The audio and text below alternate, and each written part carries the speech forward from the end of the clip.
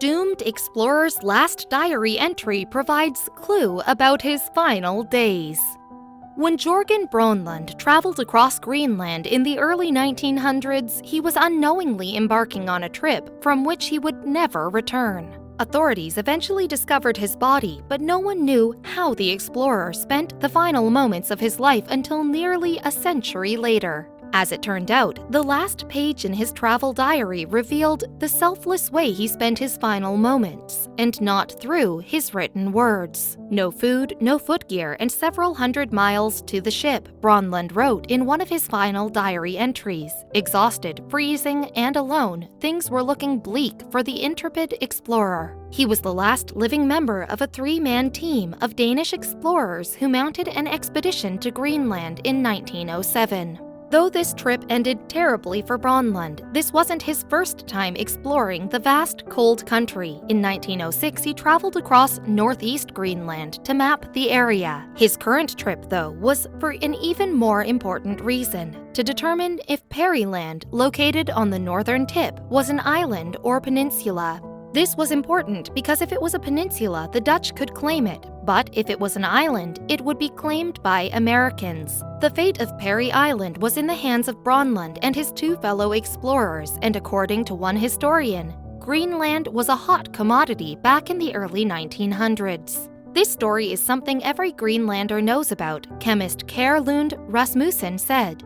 This was the terra incognita of the time. It became the Moon and Mars later, but back then it was the polar expeditions that people were waiting to hear about. And as it turns out, exploring Greenland was as dangerous as exploring the Moon. When Bronlund's team didn't return from their treacherous journey, another group of explorers searched for them. They discovered Bronlund's corpse in a cave along with his personal items. Reading his diary, they learned more about his untimely demise. Bronlund's final journal entry was bleak. I reached this place under a waning moon and cannot go on because of my frozen feet and the darkness. The bodies of the others are in the middle of the ford. The trio were wrapped at their base camp in Danmarkshavn when their troubles started. Due to warm weather, Bronlund, along with his companions Niels Peter Hohn Hagen and Ludvig Mylius Eriksson, were forced to shelter in a ford. Their dog sleds needed snow and ice to move. To make matters worse, they were running short on food and other supplies. The men were famished and exhausted when they finally started traveling in the fall. They didn't stand a chance. Hagen and Mylius Eriksson died that November, only days apart.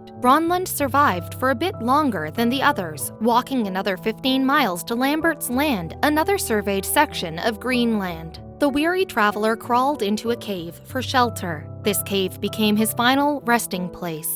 When the search party sent out after the three explorers eventually found Bronlund's body, they used his diary and Hagen's drawings to learn about the men's disastrous trip. Though the men didn't make it home, their trip was successful. Bronlund's diary and Hagen's cartography proved that Peary Land was actually a peninsula that belonged to Denmark, and when Bronlund's diary was examined further, scientists discovered even more written between the lines. Bronlund's diary was safely held at the Royal Library in Copenhagen. It wasn't until decades after it was collected that the museum curator noticed something odd about the final page: a tiny black stain located just below Bronlund's signature. They'd always thought it was an ink stain, but what if it wasn't? The general consensus was to simply leave the stain alone. The diary was only a few years away from being a century old after all, and tampering with the delicate page could do more harm than good. But in 1993, an employee, without permission, pulled out his pocket knife.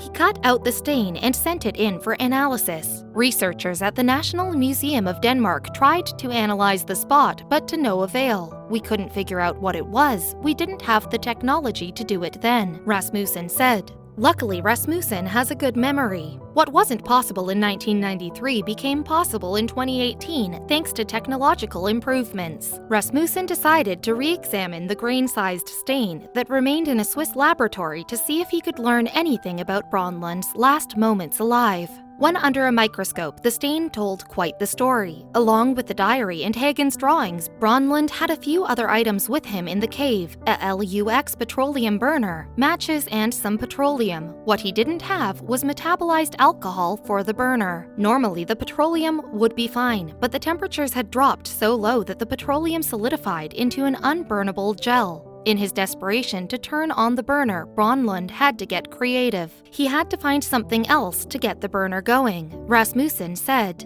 "That's where the black stain came into the picture. We think he tried to get the burner to work with the oils available because the black spot contains traces of vegetable oil and oils that may come from fish, animals, or wax candles," Rasmussen said. The black spot was revealed to be a fine fibrous and twined structure. There was another substance too.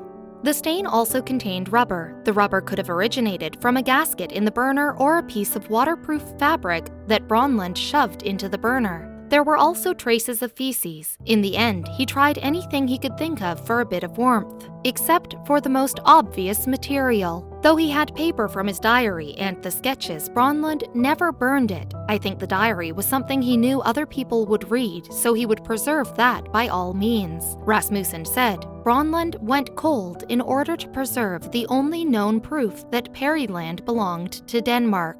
The acts of Bronlund meant that the expedition was fulfilled in a way because the information got back, Rasmussen said. If not for Bronlund's diary and that little black stain, we never would have known how the explorer spent his final moments. In those days, people relied on diaries and logs to fill in the blanks left by a lost explorer.